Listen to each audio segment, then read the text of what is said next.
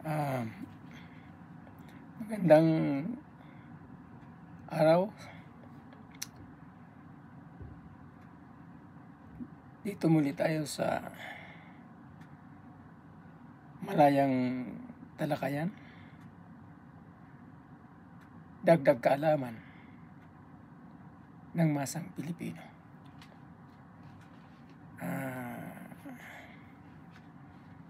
Balik tanaw tayo sa sa dalawang agenda na ating tinalakay sa nakaraan. Una, yung demokrasya at ang panawayang kahirapan. Kung ating balik tanawin doon sa ating talakayan, ang demokrasya at kalayaan ay sa kasalukuyang kalakaran ng ating panlipunan sa Pilipinas ay para lamang sa ilan. Yun ang pinakasuma total. Sabi nga, sa mayoriyang mamamayan, kung saan kinakatawan ng mga mahirap, 70%, wala tayong nakita na demokrasya at kalayaan. Hindi porke tayo ay bumubuto na yung right of suffrage, democratically naihalal natin yung ating mga pinuno. Fake dito to. Malino naman na may mga manipulation sa halalan. At alam din naman natin na kumilik wala din sa kanilang hanay, sa uri ng mga elitista. Ayan. Mga corrupt. Kaya wala tayong masahan na ang ating boto, yung boto ng mayoriya, ay tunay na nangibabaw.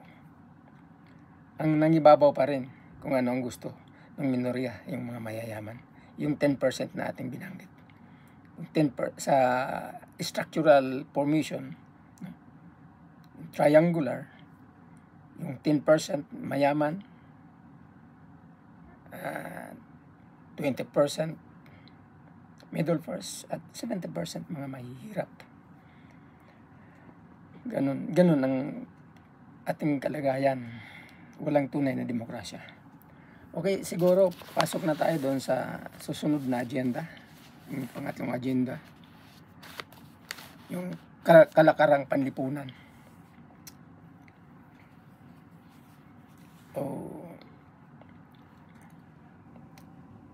system of the society. Philippine society. System of Philippine society.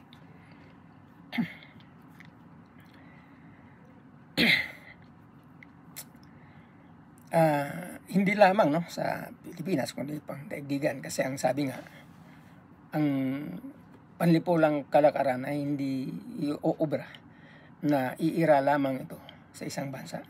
Ito ay pandaigdigan, pandaigdigang kalakaran. At sa pandaigdigang kalakaran, siyempre bahagi tayo. Bahagi ang Pilipinas dun sa kalakaran yan. At ayon sa mga Marxist analysis o assessment sa panglipunang kalakaran, mula noon hanggang ngayon, mayroon ng 4 na lipunan na umiiral. 4 o 5. Unang lipunang umiiral ay yung primitibo komunal.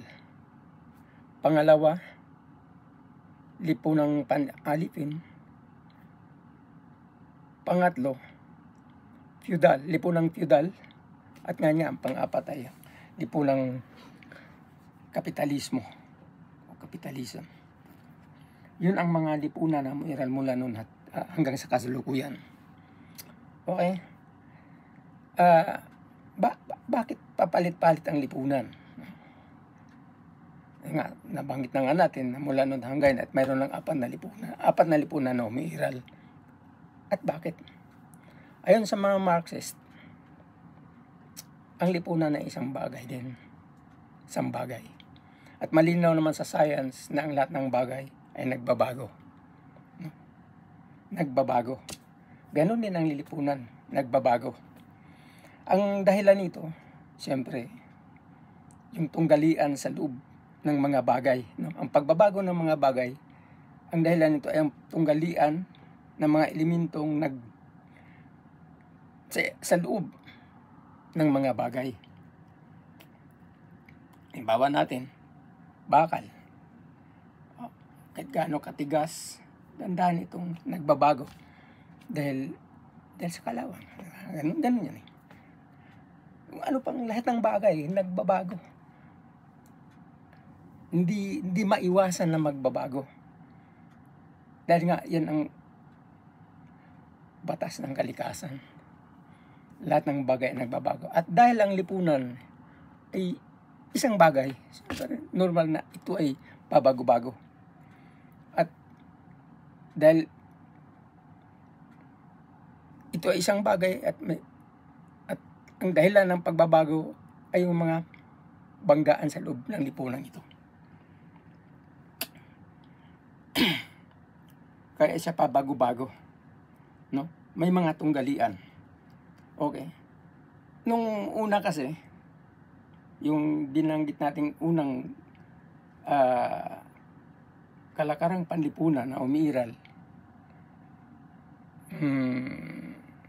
yung primitibo komunal, siya yung pinakamatagal na lipunan na umiiral sa mundo, ngunit atrasado. Sabihin, uncivilized karamihan. Nagsimula nga doon na ang ating lahi, no? Ayon sa Darwin Theory of Evolution, ang una natin talagang pinanggalingan yung mga pasabit-sabit sa mga puno. Patalon-talon. No? Yun ang, ayon sa science, yung ating pinagmulan o lahing pinanggalingan. No? At hanggang sa ito'y nag-transform bilang tao mula sa unggoy daw, sa unggoy. Yung sinasabi nga nila, mula tayo sa Homo sapiens, Homo erectus at saka Neanderthal. Ang Homo erectus sila yung nasa Africa, at saka Homo sapiens sila yung mga Asyano sa Middle East. Yung Neanderthal naman sila yung nasa mga malalamig na lugar na tulad ng Europe, no? Yung mga lugar na yan, mga Neanderthal. Siyempre humantong na nagbabago ang kalagayan kasi ang sabi nga na yung transformation, no, ay nakabatay din sa pag-angkop dun sa kalagayan. Transformation ng tao, no, mula sa unggoy hanggang paging tao, dumadaan din sa adaptation sa pag-angkop sa kalagayan. Kaya nung una pa, sabit-sabit dahil siyempre nasa kagubatan, maraming intruder, maraming di nila kakayanin, kaya para ligtas, siyempre patalon-talon sa kagubatan, sa mga puno. Hanggang sa humantong na natuklasin nila na mas maganda pala sa kapatagan. Okay. Hanggang sa natuto silang gumala, naglakad. Ibis na sumabit, patalon-talon, naglalakad, natutong naglakad. Hanggang sa, siyempre, pang-abot ang Homo sapiens, Homo erectus, Neanderthal, siyempre nagkaroon ng lahi hanggang naporma ang tao. yun ang ano, yun ang unang yugto ng primitibo komunal. Hanggang sa yun na, ang tao, yung tao nag-evolve. Noong una kasi, sa panahon yan, yung tinatawag nating lipunang primitibo komunal, malinaw naman na walang uri, walang mayaman, walang mahirap. Malinaw din na walang pribadong pag-aari. Malaya. Nandun ang tunay na kalayaan. Nandun ang tunay na hustisya. Walang nagbabawal. No? Walang boundaries ng panahon yun.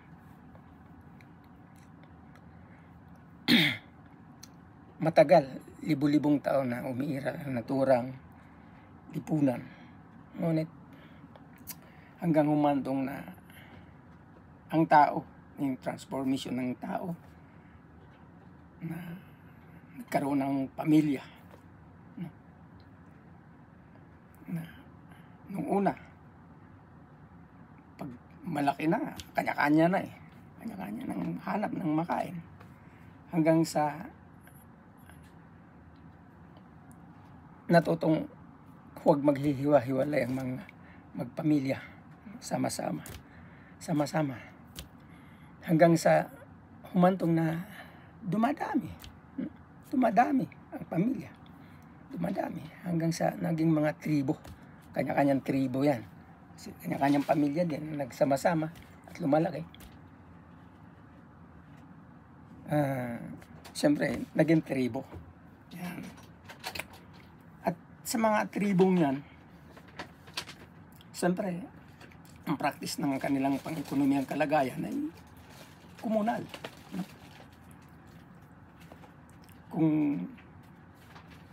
Kung anong pagkain ng isa, pagkain para sa lahat. May kanya-kanya naman, nagsimula din naman nagkaroon ng tasking. Mayroong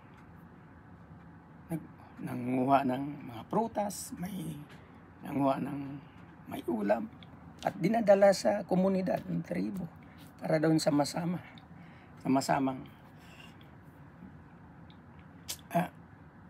yung kanilang produkto ay kanilang konsumo, ikinokonsumo. No? Ganon ang una. Tunay na malaya, walang kumukontrol. Dahil walang estado. Wala. Malaya. Hanggang sa humantong na lumalawak at lumalawak, dumadami ang populasyon. Lumalaki ang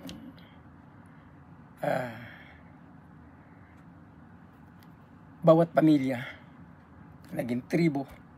At ang mga tribo, dahil lumalawak ang kanilang mamamayan o populasyon, siyempre, kailangan din nila palawakin ang kanilang baluarte doon sa kanilang pangangailangan para mabuhay. Kaya lang humantong doon na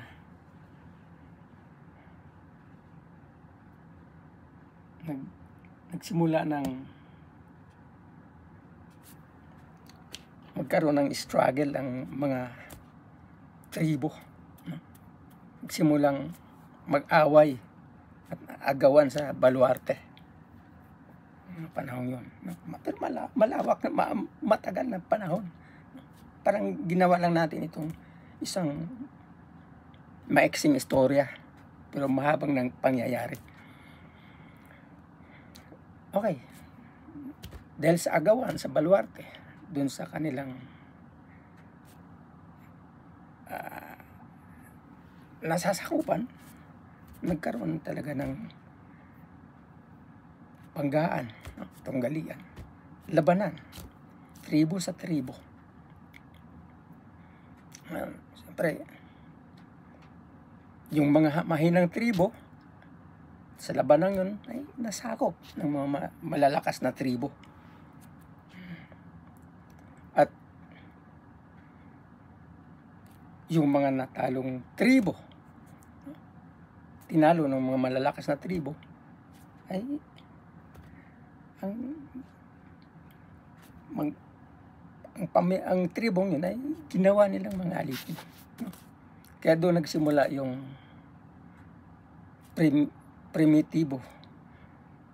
primitibong lipunan. Lipunang alipin. Sorry. Doon nagsimula ang lipunang alipin.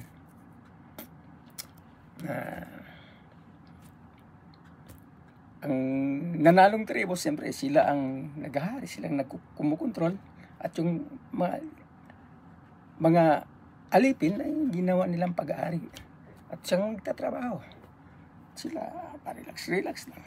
Doon nagsimula yung private ownership. Mismo yung mga alipin ay pag-ari ng Panginoong may alipin. No? Naging pag-ari. Doon nagsimula yung private ownership. Doon ang alipin ay pag-ari ng aalipin. Okay. Ngayon, dati-rati nung hindi pa nagkaroon ng ganong kalagayan, siyempre lahat ay naghanap buhay para makakain. Ay hindi, sa lipunang alipin nagsimula doon na ang nagtatrabaho. Siyempre ang alipin, ang mga nang-aalipin, diyan lang relax. Nagkukuman. Nandidikta. Okay. Hanggang sa humantong na lumalawak yung mga tribo, no, na naglabanan at lumalawak hanggang sa nalika yung kaharian. Kasi sa sobrang laki na, lawak, doon nagsimula rin na nalika yung bansa. Kaharian, isang bansa, isang kaharian. Malawak na kaharian. Kung saan doon sa kaharian yan, siyempre, yung pinaka matapang, pinaka magaling, siyang naghahari. Okay. At yung mga alipin, patuloy na naging alipin nung una. Alipin pa rin sa kaharian. Sila ang nagtatrabaho. Habang ang mga hari, yung mga ministro, kung ano-ano pang mga angka ng mga naghahari, ay relax lang. Nagtamasa sa sobrang labis-labis na kayamanan, labis-labis na pagkain doon sa pinaghirapan ng mga alipin. Siyempre, mahabang nangyari yon hanggang sa paiksi natin ito. Ang kwento. Siyempre, yung mga, kasi ang hanap buhay tayo, agrikultura, pagtatanim ang nung panahon yun sa kaharian, pagtatanim na, hindi lang basta nangangaso, nangingisda, nagtatanim, gano'n na. Ngayon, mayroong mga katiwala ang kaharian, katiwala doon sa kung sino ang magkukuman sa mga magsasaka, magkukuman sa mga ngaso, magkukuman sa mga ingisda, kung ano-ano pang mga kailanganin doon sa kaharian. No? Mayroong nakadesignate o nakatuka na makakatiwala. Ngayon humantong na sobrang karangian na talaga. Yung parang parang di na rin nagustuhan ng mga katiwala na sila yung naghihirap, sila yung naghahanap buhay, nagtatrabaho, pero sila naghihirap habang nagtatamasa sa sobrang kayamanan ang kaharian. Doon nagsimula naman na ang mga katiwala ay mag-organisa. Inorganisa niya ang mga alipin para siyempre, tunggalin ang kaharian. May tunggalian, lagi may tunggalian eh. Kung magpapansin mo doon sa lipunang alipin, siyempre, nagtutunggalian din ang tribo sa tribo. Hanggang sa naging kaharian. At ngayon, dito sa kaharian, nagtutunggalian naman ang kaharian at ang mga alipin at katiwala ng mga alipin at ang mga alipin para labanan ng kaharian. Ngayon, para makumbinsi ng mga katiwala ang mga alipin na lumaban, binibigyan niya ito ng mga kondisyon na pagkat tayo ay manalo sa labang ito, itong lupa na inyong sinasaka, kung saan ako ang namamahala, hindi na kayo basta alipin. Hindi, magkaroon na kayo ng bahagi doon sa produkto na mula doon sa ating pagsasaka. No, ayan, doon. Yun. Doon naman nagsimula yung transformation tungo sa slavery, no? Papuntang feudal system.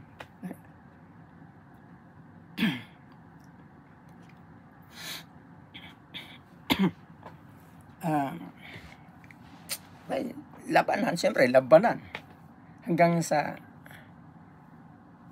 nananaig siyempre ang mga alipin at mga katiwala sa labang yun. At sila ay nakawala doon sa tali ng kaharian. Nagkaroon sila ng kalayaan. At yun nga, natupad yung hindi na alipin ang mga alipin, kundi naging tenant sila nung katiwala ng hari na naging landlord na. Sila nanalo sa laban. Ngayon, ang condition sa sige, magtatanim kayo. Pero doon sa inyong pagtatanim, 25% sa inyo at 75% sa akin kasi ako ang may-ari ng lupa. Landlord na siya. Ako may-ari ng lupa, 75% sa akin. 25% sa inyo bilang mga tenants. At least nakawala naman sila doon sa pagiging alipin. Kaya lang doon naman nagsimula yung feudal na sistema. Yung tunggalian naman ng mga tenants at saka ng landlord. Siyempre, ikaw ba naman ang magsasaka tapos doon sa iyong produkto, sa iyong pagsasaka, 25% lang mapunta sa iyo. Tapos doon sa nakaupo lang naman, pakuman, 75%. Ganun. Yun ang feudal. Yun ang feudal. Pag feudalismo kasi usapin ng tunggalian niya ng landlord at saka ng mga peasant. No? Yun ang feudal system ng unang panahon. Ngayon, siyempre, nandiyan pa rin yung kaharian. At the same time, pinalaya ang mga alipin at nagkaroon ng mga landlord, nagkaroon ng mga tenants. Ang production na transform na doon tungo sa private ownership na talaga. Hindi na nga pribadong pag-ari yung mga alipin, pero nagiging pribadong pag-ari niya yung lupain. Ang lupain kasi isa yan sa bahagi ng kagamitan sa production. Doon nagtatanim. Malinaw naman ang production ng una, agrikultura, mula sa lupa.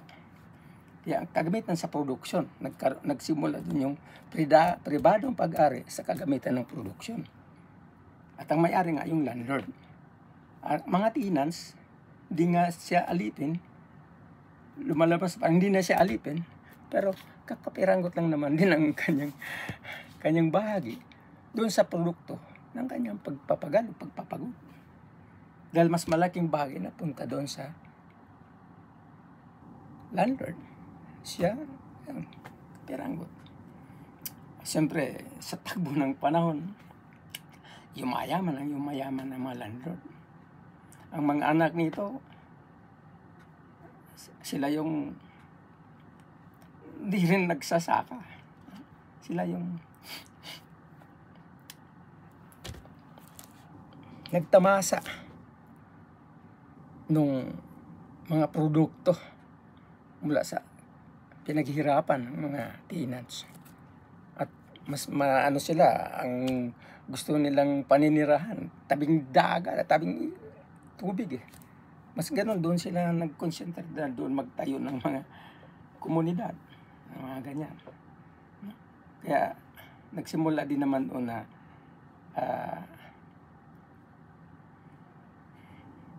nagsimula naman papaunlad ang kalagayan. Papaunlad ang kalagayan ng produksyon. Kasi hindi na nakontento ang mga may-ari ng sakahan na bungkal-bungkal lang ng gamit ang kamay. Hindi ganong malaki ang produksyon. Nagsimulang mag-imbento ng kagamitan sa pagsasaka para mapalaki ang kanilang production sa pagsasaka. Kaya nga doon nagsimula yung nagtayo ng pandayan, gawaan ng mga itak, araro, simula ang ganun. Itinayo yan ng mga yung itinayo yung pandayan na yan o paggawaan ng mga araro na yan, paggawaan ng mga itak o ano pa man nagamit para sa pagsasaka, tinayo na ng mga Panginoong may lupa, landlords. At doon nagsimula yung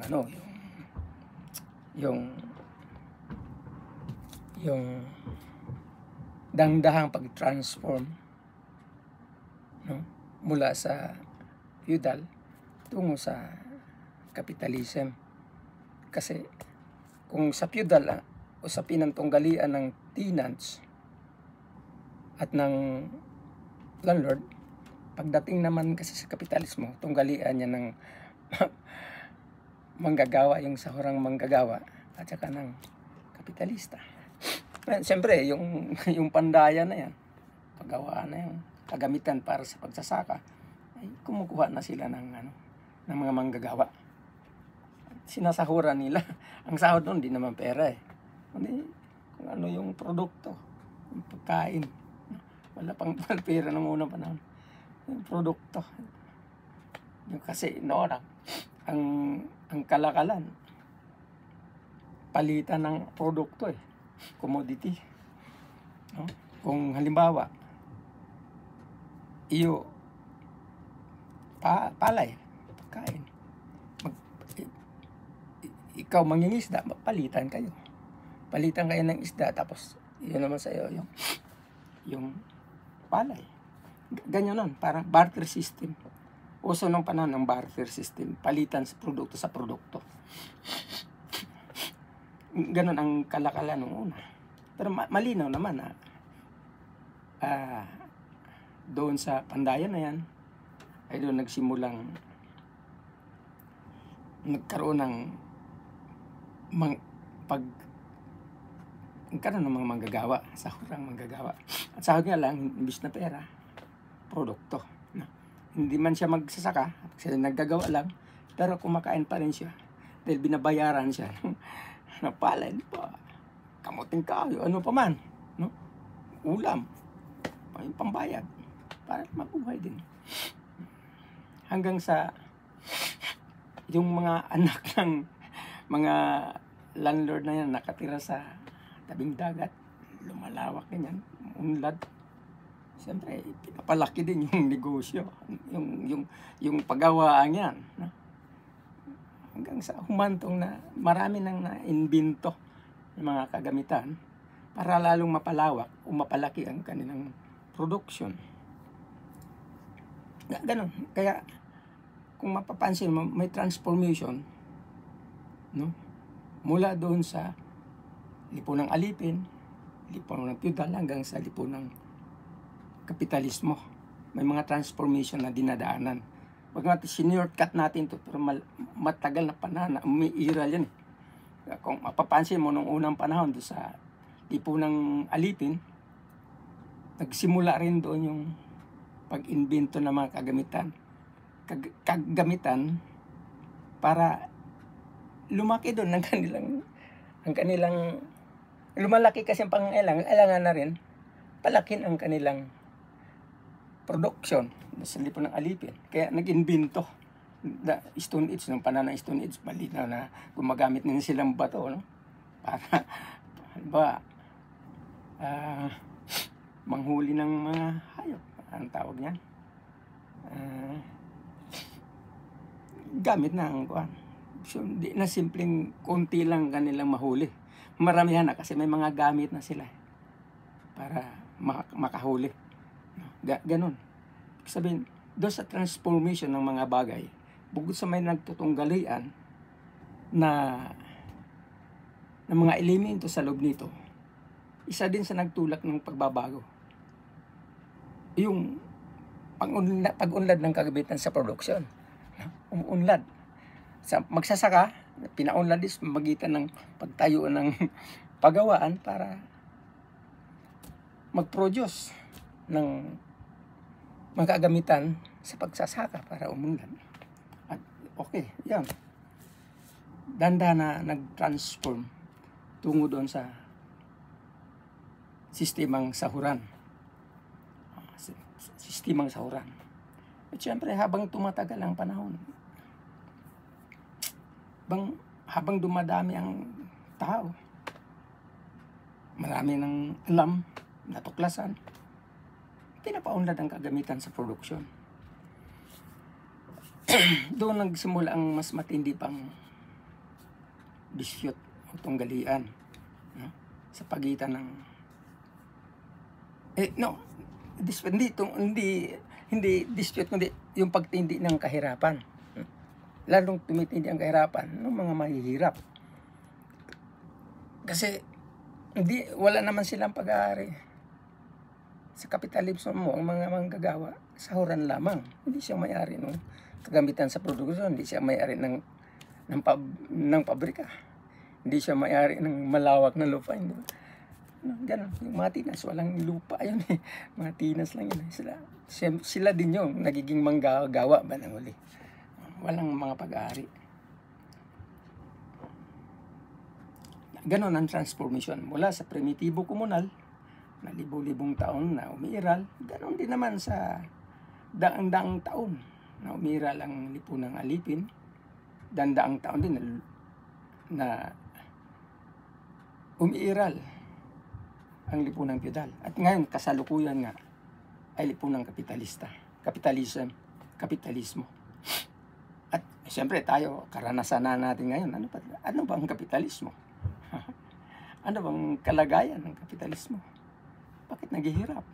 Ba't marami ang naghihirap? Habang umunlad ng kagamitan sa produksyon, lalo namang tumitindi ang kahirapan nung mas marami. Nakakonsentrate na lamang doon sa ilan yung kayamanan. Kung sino yung may-ari ng kagamitan sa produksyon, siya yung lalong yung mayaman. Accumulate. Hamig lang ng hamig. Habang ang mga manggagawa na natiling mahirap, patuloy na naghihirap. Yun ang kalagayan natin sa ngayon. Doon nagsimulang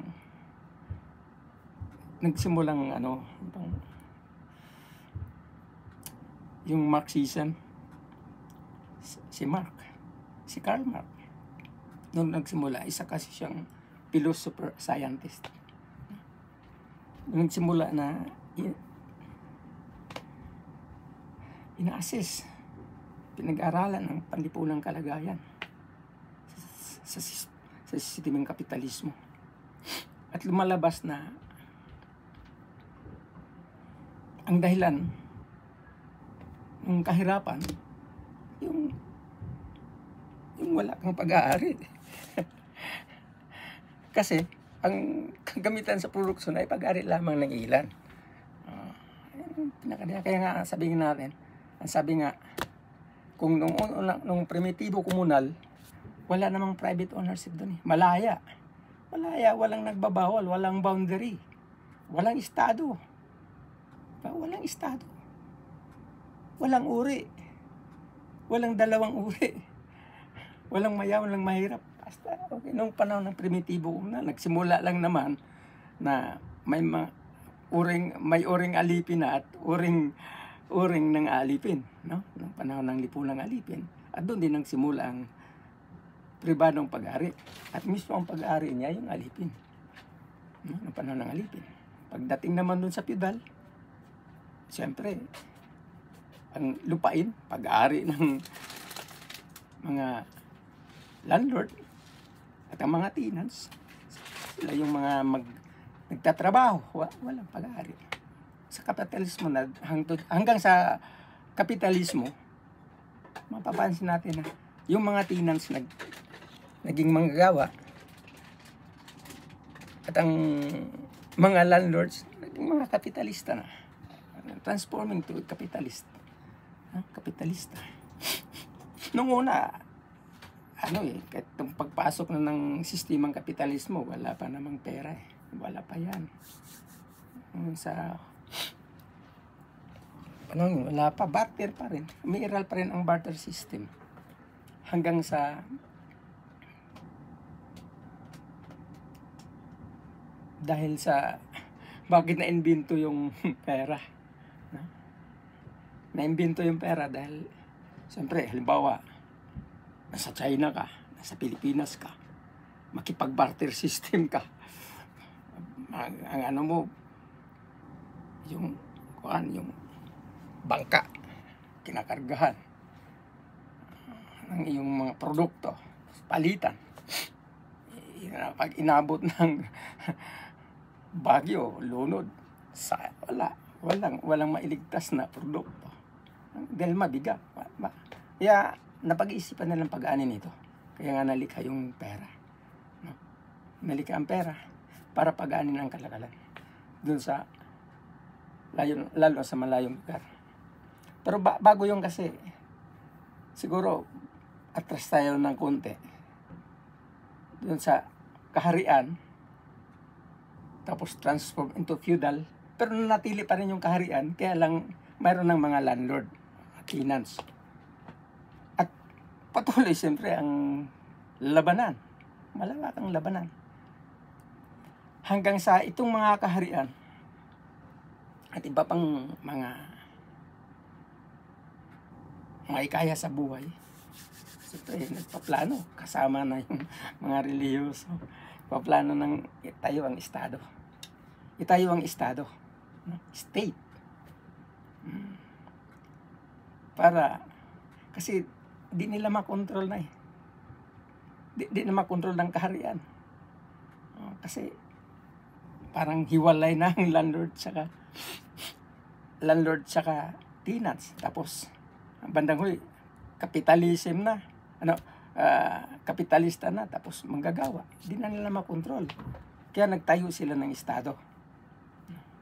Tayo ang estado, ang component kasi ng estado, siyempre, sundalo. Tayo ng estado, may mga sundalo, may korte, may legislative.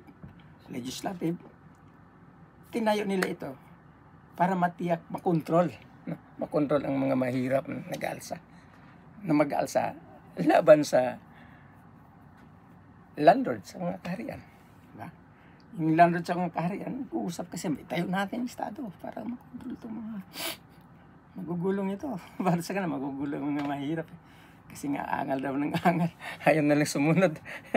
Diba? Tinayo ang estado. Nandyan yung sundalo.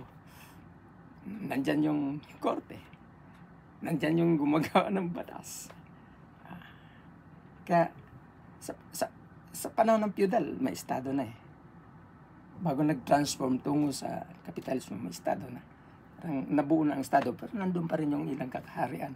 Pero mas malawak na ang saklaw ng Estado, mga bansa. Itinatayo ang bansa, may mga boundary na eh.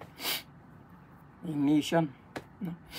Itinatayo na yan, tinayong Estado para kontrolin ang mga mahirap, mga nag-alsa laban sa mga mayayaman. Kaya kung mapapansin mo sa ngayon, malinaw naman na gumagawa sila ng batas, may korte sila, para ang korte din ay ang mga husay mula din sa hanay nila, di ba? Ang mga sundalo, sabi mula sa mahirap, kaya na pasunurin. May pera, mas malaki naman kinikita. Ibig sabihin, yung mga sundalo, kailangan ng Estado. May mga batas na para pilitin na magsundalo. At kailangan sumunod sa batas. Kasi kung hindi susunod sa batas, kulungan ang bagsak mo. May korte silang para masiguro na makontrol. No? Magamit ang mga mahirap bilang sundalo. At yung sundalong yan, gagamitin din doon sa mga kapwa nila mahihirap. Para makontrol.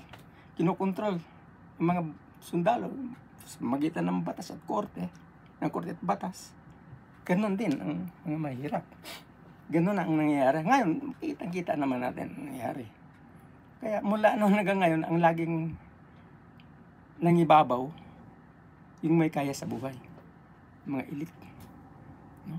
Mula sa lipunang alipin hanggang sa kasalukuyan. Sila yon. Sila ang naghahari sa ating lipunan. Sila yung kumukontrol sa ekonomiya, politika. Hanggang ngayon. Okay. At syempre, sabi nga natin, di ko na siguro kailangan pang i-explain ng mas malawakan ng kapitalismo kasi yun naman ang ating kalagayan ngayon. Kayo, alam nyo na yan eh. Alam nyo na kung anong nangyayari sa ating kalagayan.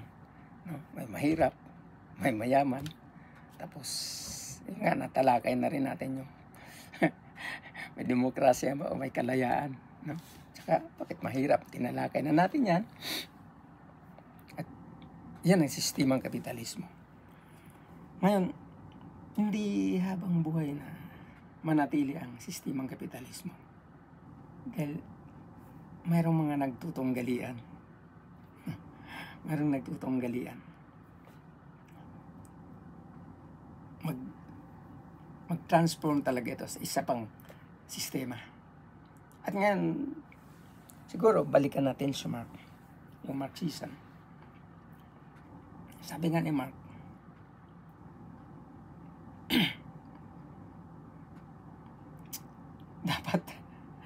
dapat ang kagamitan sa production, no?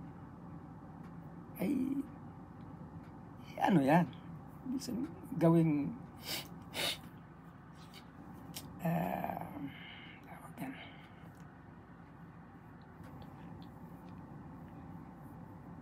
collective ownership. Yung collective ownership. Ibig sabihin, dapat yung kagamitan sa production, hindi lamang yung pag-ari ng kapitalista, dapat pag-ari ng mga manggagawa. Sila ang may-ari, kayo ang may-ari, sama-sama. No? Dapat ganon.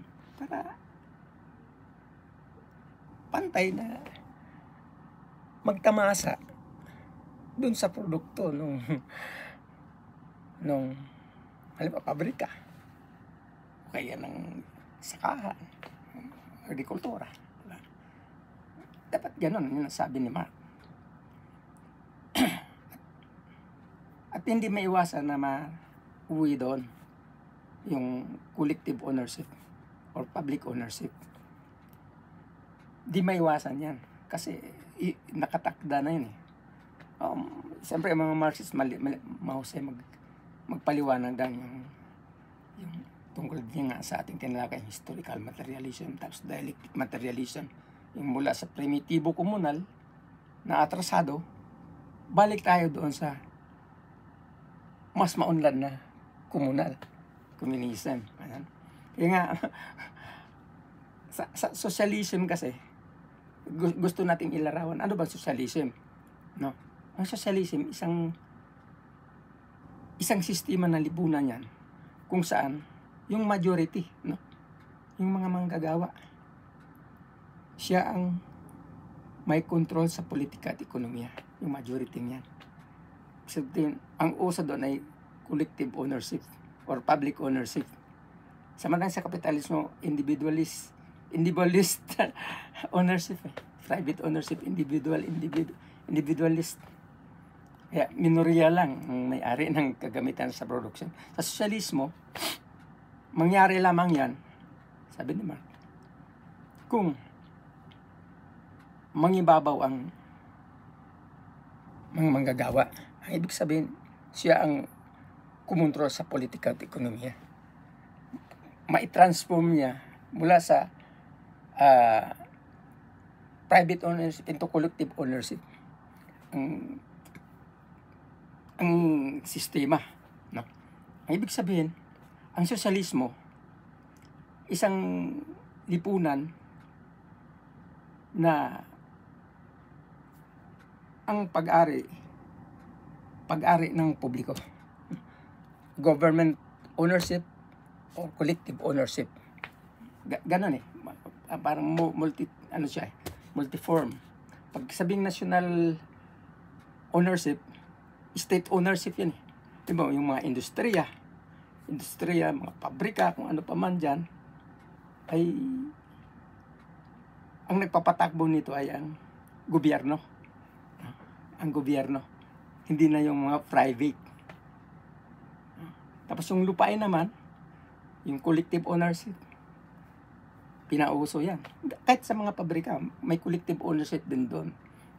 Mga manggagawa ang may-ari. Estado ang kumukontrol. Na kung saan yung Estado ay pinamumuna ng isang partido ng mga manggagawa, yung Communist Party. Yung Communist Party kasi, yan ang partido ng mga manggagawa. Isang partido lamang, isang prinsipyo. At ang papel, no? Ang mission ng Communist Party o ng mga proletaryado, tawag ng mga Marxist, mga manggagawa, ang mission niya na ma-transform mula sa sosyalismo tungo sa komunismo, yung modernong komunismo. Ang maging mission ng mga manggagawa o ng socialist state ang i-transform ito into communism. Sabihin, pag sinasabi natin communism, yung classless society, stateless society, moneyless society, wala rin pera yan. Isang lipunan na magtrabaho ka ayon sa iyong kakayanan at magtatamasa ka ayon sa iyong pangangailangan. Hindi lalabis sa iyong pangangailangan. Magtatrabaho ka para sa lipunan, hindi para sa sarili. No? Kaya, kung totoosin, mas marami, kung ating balikan ang primitibo, parang ganun. Kaya lang mas moderno. Kasi nga, moderno ang kagamitan. At, okay, bakit di mapigil? Balikan natin ha. Bakit di mapigil ang transformation tungo sa kapitalismo patungong sosyalismo? Kasi, mapapansin mo naman na tumitindi ang kahirapan. Tumitindi ang gap. No? Anong dahilan? Kasi dahil nga sa pag-enggama ng mga kapitalista, ang mga manggagawa, wala nang ginawa ko na mag-union tapos magpikit, iparalisa ang production. Ang mga kapitalist naman nag-isip, natin likhain yung machinery. Naghanap na sila ng mga scientist para lumikha niyan. Paunlad rin natin ang kagamitan sa production. Para ang kailangan natin kunting manggagawa na lang na masunurin. Yan. Kaya kung dati-rati, no, ang kailangan ng mga paggawa ng mga pabrikang yan, o ano pa mga ano yan, ay kung kailangan niya ang 100 na manggagawa, siguro sa ngayon ang kailangan na niya 10 operator ng machinery. Di ba? At dahil doon, yun ang nagtulak ng mas matindi pang kahirapan kasi wala. 10 tao na lang ang may trabaho. Ang 90 sana wala na trabaho yun kasi nga pinalitan ng machinery. Sabihin, dahil sa pag-unlad ng kagamitan sa production, lalong titindi ang kahirapan. Kaya sabi nga, dapat pag ganyan na, kailang ariin na yan ng mga manggagawa. Hindi na rin ng kapitalista. Para kung pag-ari yan ng manggagawa, edi problema. Hindi maghirap. Kasi tulad ngayon, sa China na lang, sa China, lumili ka ng mga robot, hindi lang China, kahit sa US, lumili ka ng robot para siyang mag-operate. Dahil mayroon pa rin mga pikit-pikit line dyan, ayaw nila yung kasi nga, naparalisa ang production. Ginawa naman ng, nag-invento ng mga robot siyang mag-operate, siyang magpuprodukto. Lalong maraming nawawala ng trabaho. Sabihin, dahil sa pag-unlad ng kagamitan ng production, lalong titindi ang kahirapan. Dahil yung dating mga manggagawa na sahuran ay wala nang mapasukan. Karamihan. Di ba? Karamihan. Kaya alibawa dito ngayon, maraming nag-abroad. Hindi nila alam na sa pupuntahan nila, nagkaroon na rin ng problema. Dahil maraming nawalan din dito ng trabaho sa abroad. Maraming nawawalan. Kasi nga, makinarya na eh. Machinery na eh. Diba? Yun. Tumitindi ang kahirapan. At yan ay siguro panahon na mag-isip. Transformation. Kailangan ng mga mahirap ang mamahala. Kumontrol sa politika at ekonomiya kasi siya lamang yung may kakayanan. Siya lamang yung may prinsipyong gusto lahat ay mabuhay. Kasi di ba masarap yung mabuhay ka lang dyan, ang nagtatrabaho mga robot, mga machinery, diba? Kung pag-aari natin lahat yan, public ownership, o di wala tayong problema. Di tayo magugutom. Ngayon, di naman masabi nating salat. Bagay salat ka kasi tatrabaho ayon sa iyong kakayanan, kukonsumo ka ayon sa iyong pangangailangan. Diba? Pwedeng sagana ka lang. Pero di ganong pagal, di ganong hirap. Kasi ang production ay modern. Kaya lang siyempre may malaking problema. Kasi yung mga kapitalista, no? Sa pandaigdigan kalagayan na tayo tingin. Hindi lamang doon sa Pilipinas. Kasi kung anong larawan ng Pilipinas, no, na siyang kumukontrol sa politika at ekonomiya, yung 10%, ganon din naman sa pandaigdigan kalagayan. Kaya yung mga namumuno nga sa ating estado, mga puppet lang nila yan. Sunod-sunuran yan. Kasi yun ang sistema na pinairal ng pandaigdigan. Mayroong makapangyarihan. No? Mayroong mas makapangyarihan. Mga trilyoner, mga sobrang yaman. Sila yung tinatawag na shadow government. Shadow government ng daigdig. Mayayaman yung mga trilyoner na yan. Silang kumukontrol sa politika at ekonomiya ng daigdig. Sila yung hindi papayag na matransform tayo itong sa sosyalismo. Ngayon, kung ating suriin, no, sa kasalukuyan, mayroong nag-evolve kasi na nagsulong ng sosyalismo. Kaya lang, noong una nga, parang ang tingin natin distortion doon sa socialism. Ginawa ng China, saka ng Russia. Pero, nung huli, naunawaan na scientific kasi. Scientific socialism, ibig sabihin ito, iniimbento, at siyempre, piniperfect. Ibig sabihin, nasa yugto ng nag-iimbento pa lang. Iniimbento kung paano ba talaga ipatupad yung sosyalismo. paano ba iahon ng mga mahirap doon sa yung mga manggagawa doon sa mula sa kahirapan tungo sa pag-unlad. Ganyan, invention. Kaya sa China,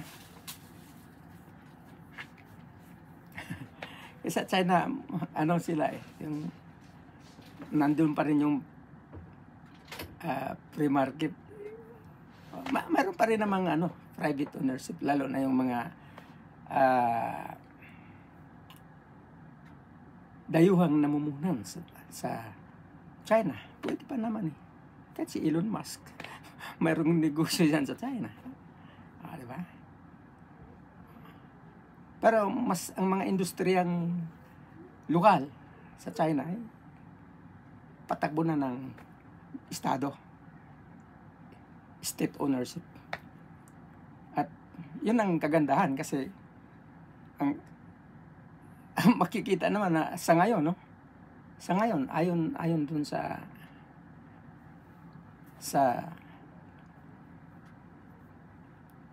statistics, ang China ay umuunlad.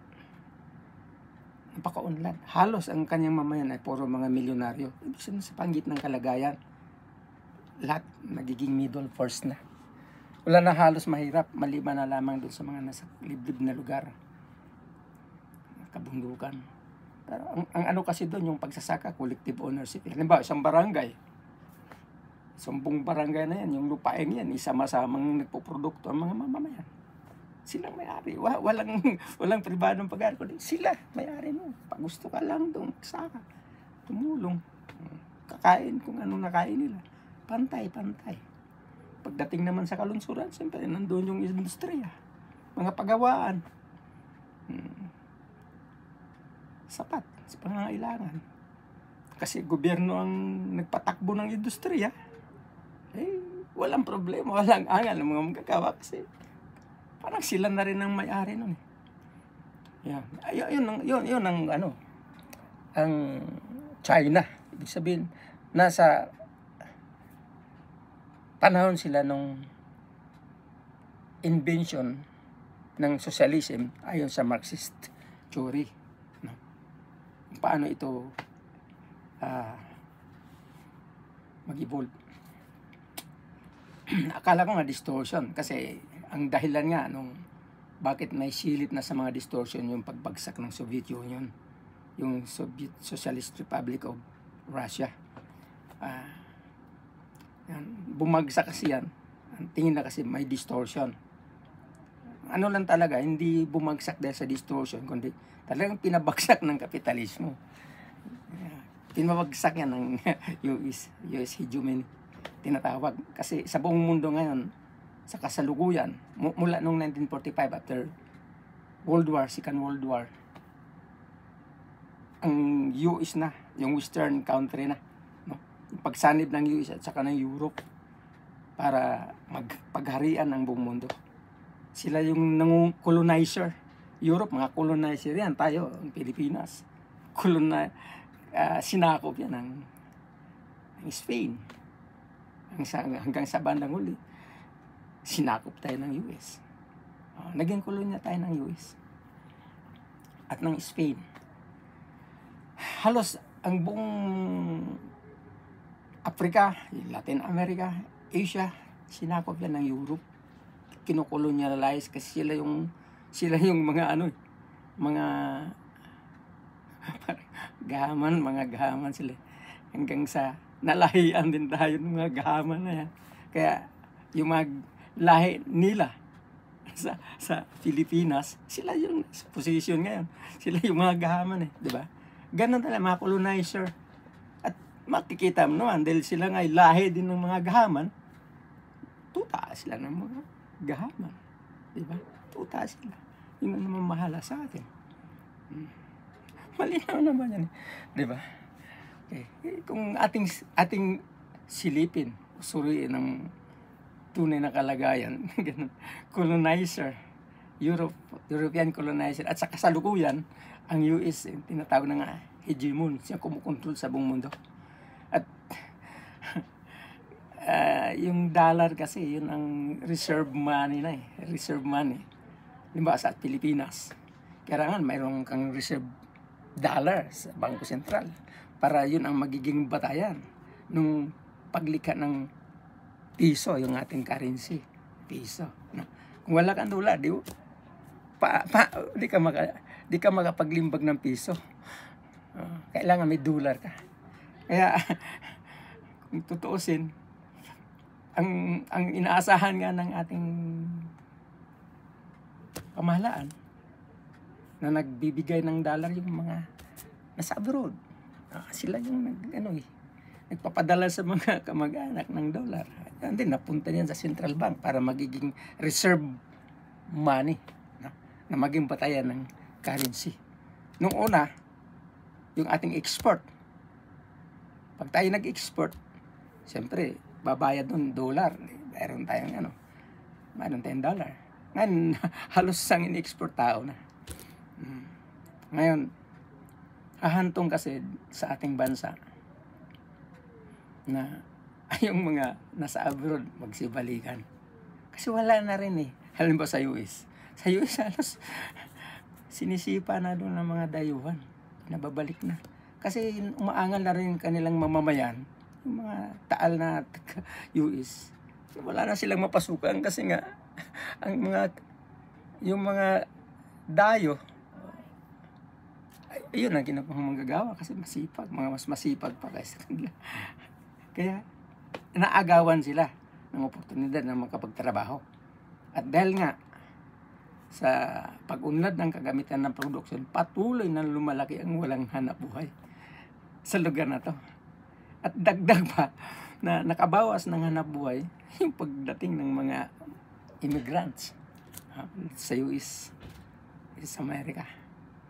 Kaya may problema na kasi bandang huli kung magsiuwian at wala nang mapagtrabahoan dito, saan kukuha ngayon ng dollar bilang reserve money, maging batayan ng ating currency? Yun, malaking problema yan. Lalong titindi ang kahirapan. Sa ngayon pa lang makikita mo na sobrang kahirapan. At hindi. Ngayon, ito, mga gimmick ba ng westerners lang ng US? Lumili ka ng giyera. Lumili ka ng kaguluhan. Kasi yun ang kanilang pinagkakitaan eh. Ang mangyari kasi, ang US halos wala pagkakaiba sa atin, kinukontrol ng 1% hanggang 10% ng mga mayayaman, ang kanilang estado. At yung 1% o 10% na yun, siya din kumukontrol sa buong mundo na. Kasi nga, ang US ang kumukontrol sa buong mundo eh. Which is, nasa likod yung 10% na yan, nandun sa US. Sila ang kumukontrol sa ating politika at ekonomiya sa buong mundo. Si Elon Musk, Zuckerberg, sino pa yung mga mayayaman yan? Biso, yung mga trillion na yan eh. Sobrang yaman na mga yan, sila ang kumukontrol. Kayang-kaya nila. Si Trump, ayan, billionaire din yan. Kaya, kinukontrol. No? At nitong huli kasi, dahil sa sanction, yung mga sanction ba ginagamit kasi ng US yung world currency, yung US dollar, para parusahan yung mga bansa na ayaw sumunod sa kanilang mga patakaran kapitalista. Diba, Russia. Ang Russia sinanksyon. Siyempre, di na makagamit nga ng Russia ng US dollar. Ang reserve US dollar ng Russia, kinuha pa talaga ng US. Diba? Kinuha. Pagkatapos, para bumagsak ng tuluyan ang Russia, nagtulak siya ng isang bansa na para girahin ng Russia. Diba? Yung Ukraine. Girahin. Yung may tawag din eh. Ginawang proxy war laban sa Russia. Kasi ang plano nila, ibagsak ang Russia. Bagsak yung kanyang ekonomiya. at politika. Giyera. Nagkagiyera ang Russia. Hindi yan gusto ng Russia, ang giyera niyan. Napilitan lamang siya. Napilitan ng Russia na giyerahin ng Ukraine. Dahil sasakupin din sila ng Western country. Sasakupin sila. Kaya dumidipinsa. Kasi ang usapan nila, kasi ang dating Ukraine kasi ay sa Soviet Union yan eh. Soviet Union dati, kasamang Russia. Sila nang nabuwag ang Soviet Union, yung Ukraine, siyempre, naging independent country, hanggang sa mas ginusto niyang sa Europe, magpasa ako. Ngayon, ang usapan dyan, pumayag ang Russia sa ganong usapan na, sige, kung sa anong gusto ng Ukraine siyang masunod. Kaya lang, pakiusap namin na huwag niyong ilagay dyan ang mga base militar, yung NATO. Yung NATO, huwag niyo ilagay dyan. Kasi kung ilagay niyo dyan, mukhang banta naman sa aming seguridad. Wala. Gusto talang ilagay. Alam na ng Russia na planong sakupin sila, guluhin. Kaya, inatake na nila. Yun ang labanan sa Ukraine. Ngayon, bakit bukod sa gusto nilang pahinain ng Russia, ibagsak economically, kikita pa sila. Kikita yung mga, ang tawag nga nila dyan, military industrial complex. Diba, si Elon Musk, isa yan sa mga nasa military industrial complex. Kapitalista. Yung parang lumalabas na ayaw nilang bumagsak ang kanilang, ayaw nilang maghirap, ayaw nilang bumagsak ang kanilang kayamanan. Kaya kailangan lang maghanap ng giyera para kabig ng kabig doon sa kayamanan. Habang isinasakripisyon lang ang buhay. No? Wala silang pakialam dyan. Mamatay kayo, basta kami mayaman. Ganon yung 1% ngayon na nandyan sa United States of America. Yung 1% na bahagi nung kumukontrol sa politika at ekonomiya ng buong mundo. Yun ang kalagayan. Kaya, yung kaguluhan, hanggang sa Israel, diba? Palestine. yung Israel, gustong sakupin ang Palestine. Solsod yan ng US. Sinusuplayan ng US ng armas. Pero hindi naman libre yan, binibinta niya yan. Negosyo yan eh. Ganun din sa Ukraine. Supply siya ng armas, pag binibinta yan, may bayad yun eh. Ang technique nila, pautangin nila yung Ukraine sa IMF, World Bank.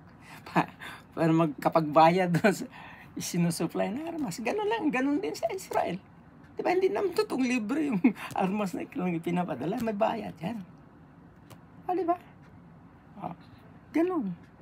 Bukod sa ginamit na nila para doon sa kanilang pagplanong ibagsak yung Russia, at same time, kumikita pa sila. Okay. Diba? Ganun. Gusto huwag bumagsak ang kapitalismo. Yun, kasi ako kung i-analisa natin, tunggalian ito ng socialism at saka kapitalism. Siyempre, ang Russia at China, mga socialist country yan. Sila yung mga socialist country. Bagamat, yung ginawa nilang masama ang socialist. Ginawa nila na mga masama yan, walang Diyos, walang ganun eh. Kung silang magbalita, ang ating mga media practitioner kasi, mga tuta din ng mga kapitalista eh. Tuta ng US. Siyempre, ang ibabalita niya kung ano ididikta nung kanilang amo. Di ba? Kanilang amo, ididikta, yun ang ibabalita. Kaya ang laging ibinabalita, puro pangit dun sa kanilang kalaban. Normal naman yun eh. Kalaban mo yun, alam mo, balita ka ng maganda. Bakit ikaw kung may kalaban ka, sabihin mo kayang gwapo siya, sabi mo, pangit yan. Diba? Ganon yan eh. Demonize. Sinisiraan nila yung mga black propaganda. Siyempre tayo naman medyo may pagka-estupido. Tanga na ni bata. Siyempre, yun ang lagi mong napanood sa TV. napakinggan sa radyo. Siyempre, maniniwala ka sa kasinungalingan. Kasi, madalas na sinasabi, paulit-ulit. Hanggang yung kasinungalingan, dahil paulit-ulit na sinabi, like, totoo, sa mga estupido. Di ba? Ganun yan nangyayari. Yun ang katotohanan. Pero kung tutusin, bakit, ang sabi nila, diktador daw. Di ba? Diktador daw ang sosyalista. Ano daw, yung tawag yan, authoritarian. Ano ka, system of government kasi yan eh. Ang China kasi, kahit ang Russia, one-party system. Yung Communist Party. Communist Party of Russia, Communist Party of China. Yung kasi, yan yun, nagmula yan sa Marxism. Yung theoretical principle of Marxism na para matiyak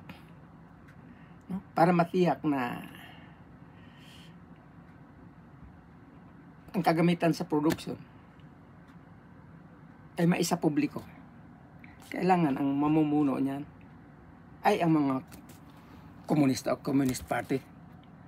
Pangalawa, para matiyak na mai-transform natin ang sosyalismo tungo sa komunismo, yung communist system na, hindi na Communist Party, communist system, kailangan ang mamumuno ay yung mga komunista na sa socialist state. Okay. Kaya nga ang China mayroong Central Committee. Yung Central Committee na yan ng Communist Party of China o kaya ng Russia, marami yan. Mula sa iba't ibang hanay ng mga sektor ng mga manggagawa, kabataan, kababaihan. Galing sa mga mahirap, galing sa mga mahirap ang nasa partido, no? Communist Party. Kasi sila yung Marxist. Sila yung mga ang isinusulong yung paano guminawa at may transform ang sosyalismo na hindi kailangan na maging marahas tungo sa isang mapayapang pamamaraan. Yung sinasabi nga natin kanina, isang sistema na walang estado, walang uring umiiral, walang pera, walang tunggalian. Masaya. Masaya. Sabi nga sa Biblia, paraiso, paradise. Ganun ang buhay dapat. Yun ang gustong abutin ng mga communist, o mga Marxist. Transforming socialism into communism. Ngayon, siyempre, di naman yan itinuturo sa paaralan, no? Lalo na sa mga paaralang hawak ng mga kapitalista, tulad lang sa Pilipinas, ituturo yan. Ituturo doon, ganito kasama yan. Walang Diyos yan eh. O, diba? Nakakaluko kasi. Di naman totoo. Kasi,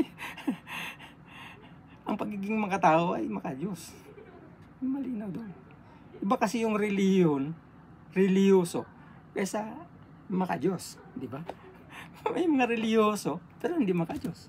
Mayroong makadiyos, pero hindi reliyoso. Yun nga eh. Hindi lang reliyoso ang mga sosyalist, pero makadiyos, makatao. O, diba? Kasi, yung kalikasan yan, yun ang Diyos. Sila nga, pinangangalagaan nila ang kalikasan. Ang kanilang mission, no? Kanilang vision, pangalagaan ng kalikasan. Kaya nga, inimbento na nila yung mga electric car na hindi nagbubuga ng usok. Diba? Para huwag lumala ang pagkasira ng kalikasan. Yun ang katotohanan eh. Yun, di natin yan madinig sa mga balita na ang mga media ay hawak ng mga kapitalista. Malabo yun. Kaya nga sabi ko, bakit kayong mag-explain? Di naman kayo nandun. Di ba? Ang hirap naman yung nag-explain, di naman yung naranasang mamuhay doon. Ang mas maganda yung nakapunta ka ron, nakapamuhay ka ron, ay siyang mag-explain. Hindi yung di ka naman nakapunta ron, hindi mo nga nasilip, hindi mo alam ang nangyari. Ikaw ang mag-explain. Diba? Mali yun. Ngayon, maigi nga yan, may social media. Kahit pa paano, nakakabalita ka na mula sa kanila. Ito, ngayon, may tinatawag sila na New World Order. New World Order. Yung New World Order na yan, nagsimula ng humugis na ang socialist system ay maging pandaigdigan, hindi na simpleng nasa isang bansa lamang. Kaya nga sabi nga may distortion kasi nga hindi talaga uubra ng isang sistema ay iira lamang sa isang bansa, kailangan pandaigdigan. Kaya nga nasa yugto pa ng yung bahagdan sa transformation. Hindi pa talaga, wala pang tunay na socialist state, no? Kasi ang China multi-system ang umiiral din ngayon dyan. Capitalism at the same time socialism. Kasi ang socialism, state industrial ownership, saka collective ownership ng mga magsasaka at socialism. Pero nandyan pa rin yung mga negosyanteng pribado sa ibang bansa, galing Europe, galing US, nandyan. Yung Apple nga, yung Apple daw, yung Apple na US, sa China din. May pabrika sila, may pagawaan. Bakit? Kasi doon yung mas makamura sila. Mas malaking kita nila kung doon gawin. Kasi sa China, halos subsidize lang ang tao ron, manggagawa. Mabuhay kang sagana. Huwag kang kumuha ng sobra sa'yo. Hindi sobra yun. Basta masagana ka, yun lang, tama na. Yung pangailangan mo, sapat sa'yo. Yan doon. Kaya nga, kahit nagtatrabaho ka, hindi usapin nung ikay may sahod. Usapin nyo ng subsidize ka ng gobyerno. Para sa iyong pangailangan. That is socialism. Di tulad sa atin sa Pilipinas. Nako, Diyos ko naman. Hanggat maaari, kanila na lang lahat naangkin. Sobrang pagingkaman. Ang edukasyon na lang natin Ang edukasyon natin, hindi naman para tayo mama, kundi pagkatapos mo mag-aral, manggagawa. Malinaw naman. Ang edukasyon, ang sistema ng edukasyon, para lang maging tayong manggagawa. Mga kapitalista. Kaya nga sabi ko, kahit professional, hindi rin mayaman kasi manggagawa lang din yun. Manggagawa lang din sila. Ang masakit pa nga nakapagtapos nga ng pag-aaral, pero mga stupido pa rin. Diba? Minsan, daig pa nga nung hindi na nakapagtapos Yung mga nakapagtapos, ay stupido Bakit ko nasabi stupido? Nagtapos sila, pero hindi sila nag-iisip. Diba? Ang nangyari kasi, kung ano itinuturo, hanggang doon na lang sila. Tinuturuan ka lang na sumunod. Tinuturuan ka lang na gano'n, pero hindi ka pwedeng mag-isip o makipagdebate, di ba? Gano'n ang ating edukasyon. Kasi pag hindi mo sunod, bagsak ka. Bagsak ka sa klase, di ba? Gano'n lang yan Nandun ang authoritarian Nandun ang authoritarian. At ang sistema natin talaga, sa kasalukuyan, authoritarianism dun sa yung sinasabi ng kapitalismo ng demokrasya, yun ang talagang authoritarian. Yung US. Sila yung kumukontrol sa politika at ekonomiya ng buong mundo Di ba? Kontrolado ng ilan ang politika at ekonomiya, yan ang authoritarian. Ang Communist Party, siyempre, matawag din natin sigurong authoritarian. Kaya lang ang kinakatawan kasi ng Communist Party yung buong mga manggagawa. Hindi nila kinakatawan yung mga mayayaman.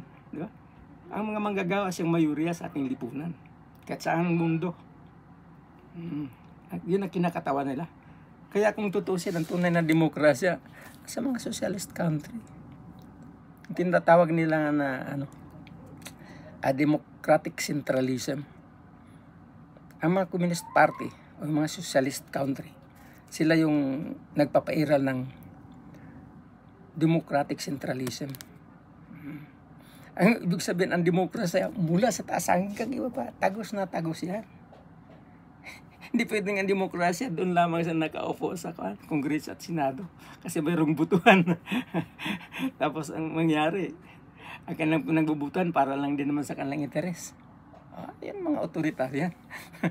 Kailang para binaliktad ba nila? Kung ano yung ginagawa nila, siya namang ibinibintang doon sa kanilang kalaban. Diba? Kasi ayaw nilang bumagsak ang kapitalismo. Kasi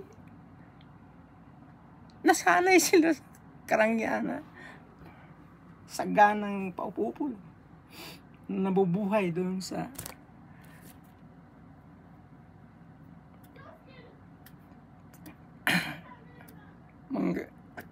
sa paghihirap ng mga manggagawa.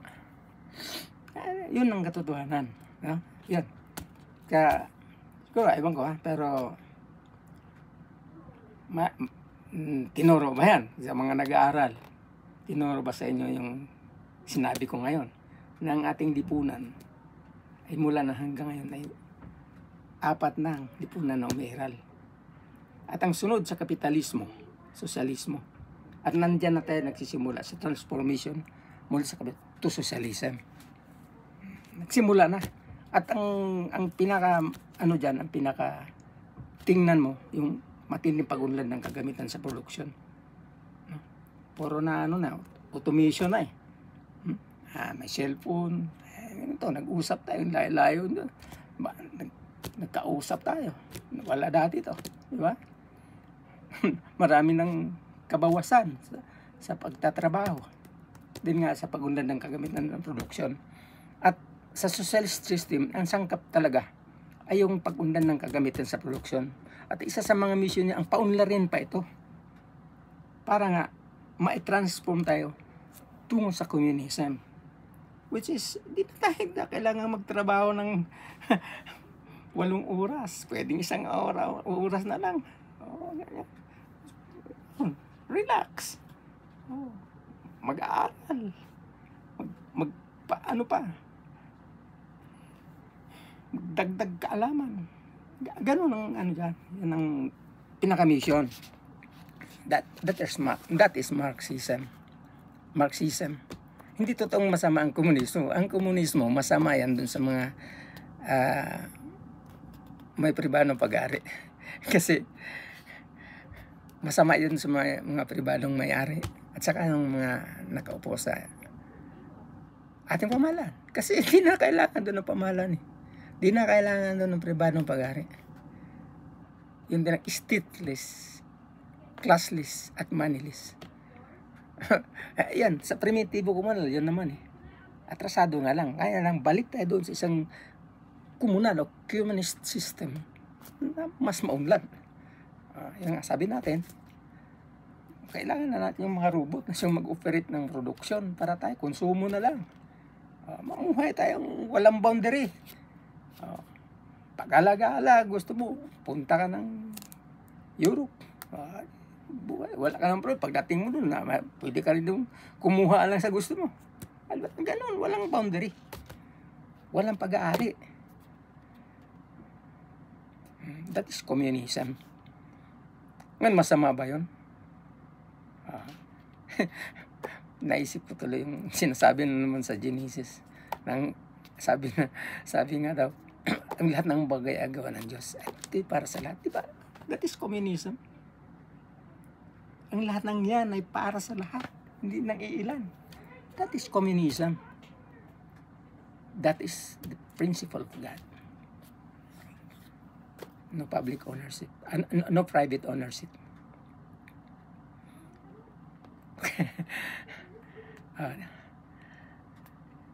Sana makatulong ito para maliwanagan naman ng ating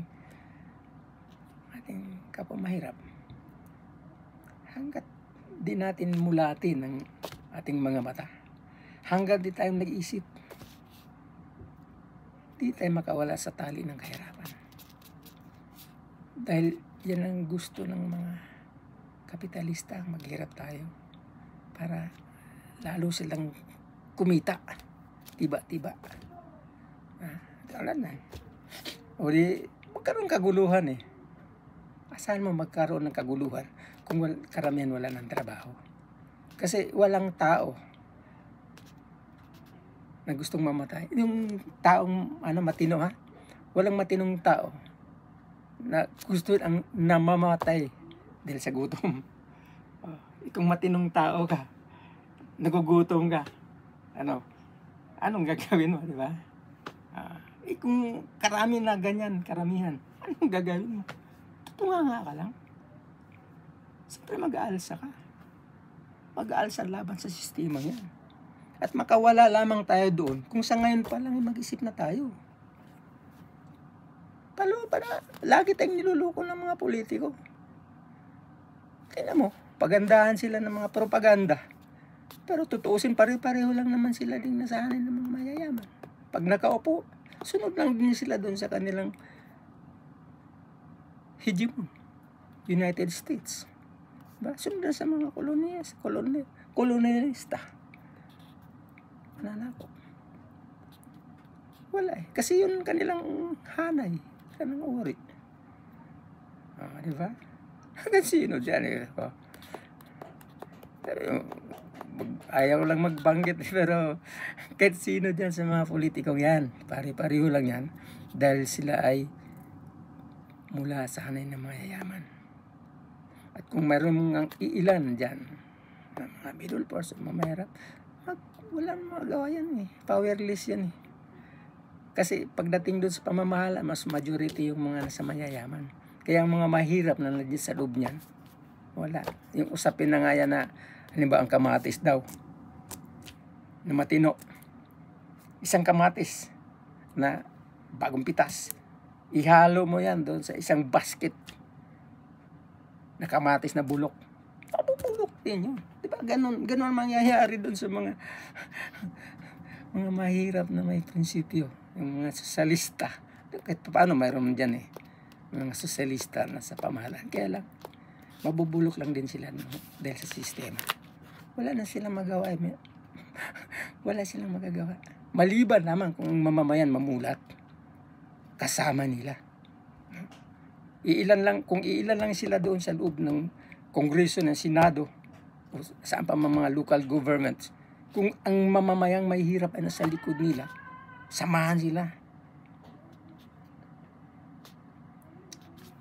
Baka sakali pa. Malabo kasi itong pera. Yan ang ginagamit ng mayaman para papayapain ng mga mahirap eh. Di ba? Yung ayuda na yan. Okay. For this, pamamaraan yan. Para yung init pa, palamigin.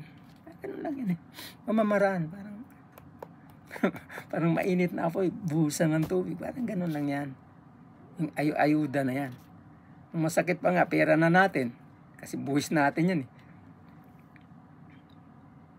Parang lumalabas. Pasalamatan pa natin yung mga politiko kung maayudahan tayo, di ba? Parang usapin ng lokohan talaga. Sarili mong mantika. Ginigisa ka na sarili mong mantika mismo. Yung mga paka-estupido. Di naman natin masisi talaga. Marami din naman talagang may kahinaan. May kamangmangan pa rin. May kamangmangan. May maraming mangmang. Maraming estupido.